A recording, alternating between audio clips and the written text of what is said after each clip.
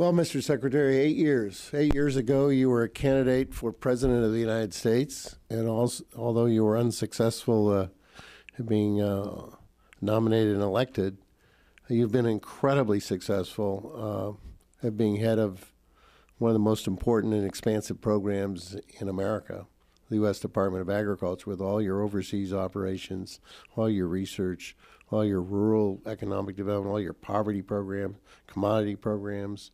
I mean, the list goes on and on and on. And what an incredible agency to be head of. So it's the last day of you'll be in front of this committee like this, and I'd like to just, what are your lessons learned? It don't have to be restricted just to being Secretary of Agriculture, but you've been in government a long time, your career life, and I'm leaving with you, and so I'd just like to know, I'm always trying to reflect on looking back and what did I learn and what can I pass on to the next generation. You got any words of wisdom? Well, let me return the compliment, Representative. I have an extraordinary amount of appreciation and respect for every member of this committee, but I've had a chance to work with you personally, and I know how deeply committed you are to people, particularly those who are struggling. And you've had an impact on me, and you've had an impact on the department through your advocacy and your passion.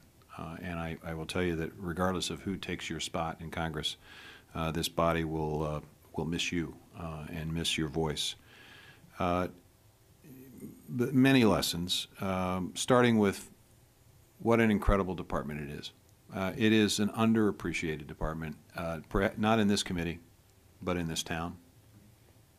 I don't think there's if I had $1 for every time someone said to me in this town, I didn't know USDA did that, I would be able to retire and not have to look for work after this job. When the issue was raised about mental health and HHS was going to do some mental health funding, I raised my hand at a meeting and said, well, gee, our community facility program could potentially be helpful there. And it turns out that we actually did quite a few mental health clinics in rural areas. Nobody knew we did that. A lot of people don't know we do the housing programs. A lot of people don't know that we are involved in business development. So that's number one. And I think it's in order for this department to be adequately funded in the big scheme of things, when you're going up against the Defense Department and some of the other larger departments, it's going to be incumbent on all of us to continue to message the importance of this particular department and the work it does. And that means that we have to message the importance of rural America. And that is a message and that is a lesson that I have also learned over the course of 26 years of public service. It's an incredible place, and it doesn't get the credit it deserves. It is the place where most of our food comes from. It is the place where a lot of the water that we drink is impacted. It is the place where virtually every bit of energy feedstock comes from, whether it's coal or whether it's the solar panels or whether it's wind turbines, or almost all of them are located in rural areas. It's the place where a disproportionate number of folks who serve in the military come from. And people always say, when I make that statistic, they say, well, that's, people are looking for a way out. I say, no, that's not the issue. What this says is about the value system of rural America. The fact that people who are raised on farms and ranches understand that the land gives to us, and we're required to give something back to it.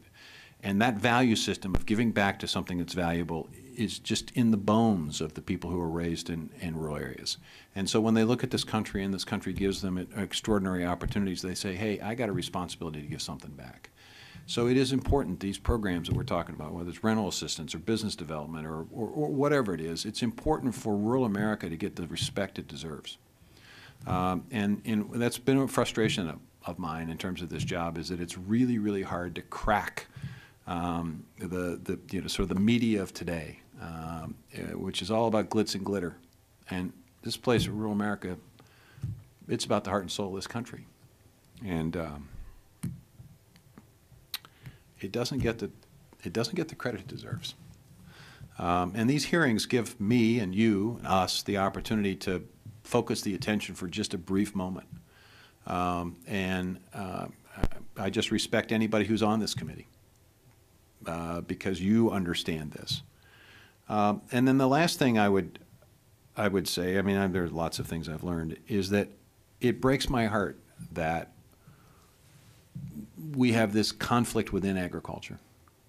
that there are various ways of growing things and raising things, and that for whatever reason we don't speak with a single voice about the greatness of American agriculture. You know, people say, well, do you favor organic? Do you favor GMOs? Do you favor this? And I say, look, it's like asking me which of my two sons I love the most. I love them both. Here's what agriculture does, and I'll finish with this. Every one of us that's not a farmer is not a farmer because we have farmers.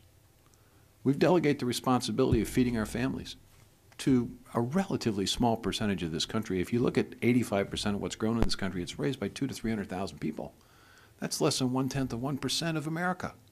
But the other 99% of us can be lawyers and doctors and Peace Corps volunteers and economists and people that work for government and all of the other occupations. Because we never think about, well, geez, do I have to actually grow the food for my family? No, I go to the grocery store and get it.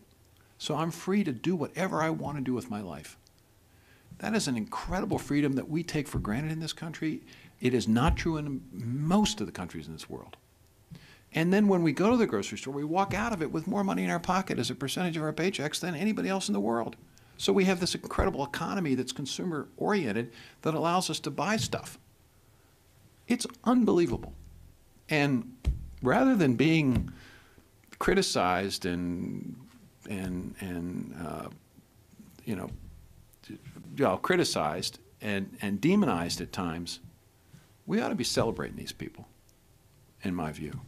And we don't do it enough of it. So, thanks for the question. Well, thank you.